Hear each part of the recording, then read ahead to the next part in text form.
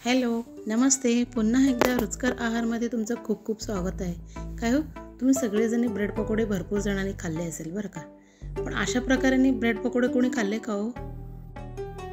सगळ्यांपेक्षा वेगळे म्हणजे 2 ते 3 वस्तू वेगळे घालून मी कशा प्रकारे बनवले मी तुम्हाला दाखवते आज. चवीला फार टेस्टी लागतात. तर चला, आधी मी 2 मिडियम आकारचे कांदे कापून घेतलेली आहे आणि त्यामध्ये थोडीशी मीठ टाकून ते सगळे असे हाताने कुस्करून ते स्लाइस करून घ्या, असे खोलून घ्या त्याचे सगळे स्लाइस असे अशा प्रकारे. आणि ते थोडा वेळ ठेवून द्या. त्याने काय होतं, त्याचे कांद्यामध्ये जे पाणी आहेत ना ते सगळं एकजीव होऊन जातो, कांदे सुद्धा तुमचे मुरतात. तर चला, त्याच्यामध्ये मी 1 वाटी बेसन टाकली आहे. हा माझा दुसरा इन्ग्रेडियंट म्हणजेच तांदळाचं पीठ पाव वाटी, धने पावडर, जिरा आणि ओवा, हळद, लाल तिखट, चवीनुसार मीठ आणि थोडंसं बेकिंग सोडा.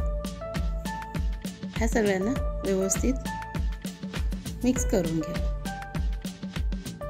अशा प्रकारे.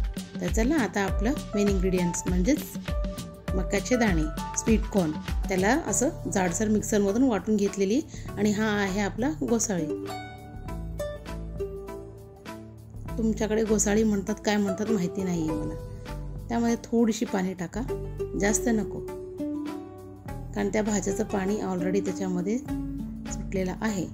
ह्या प्रकारे सगळं मिश्रण एकजीव करून ठेवून द्या.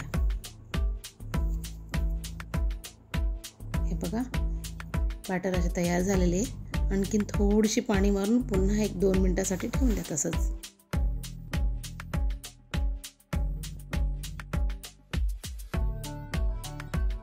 तर बघा, आपला हा बॅटर तयार झालेला आहे. मी इकडे तेल गरम करायला ठेवलेली आहे. मीडियम हाय फ्लेमवर तुम्ही तेलाला ते तापून घ्या, नंतर स्लो करून घ्या. असे चपटे चपटे मी असे 4 टाकली आहे. असे व्यवस्थित आलटून पलटून तळून घ्या अशा प्रकारे. सोडा ऑप्शनल आहे, तुम्हाला पाहिजे असेल तर टाका, नाहीतरी नको. अशा प्रकारे सगळे तळून काढून घ्या. बाकीचे देखील मी राहिलेले तसेच तळून घेते.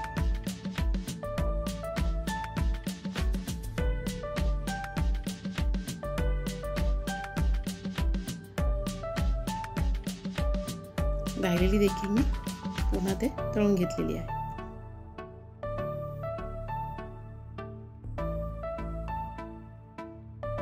हे बघा अशा प्रकारे. चला, आपले ब्रेड पकोडा रेडी झालेले आहेत. एकदा तुम्ही खाऊन बघा, नक्कीच तुम्हाला आवडेल आणि करून देखील बघा. माझं रेसिपी जर तुम्हाला आवडले असेल तर लाईक करा, शेअर करा, कमेंट करा आणि सबस्क्राईब करा.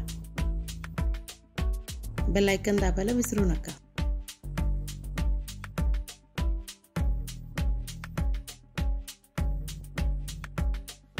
Thank you.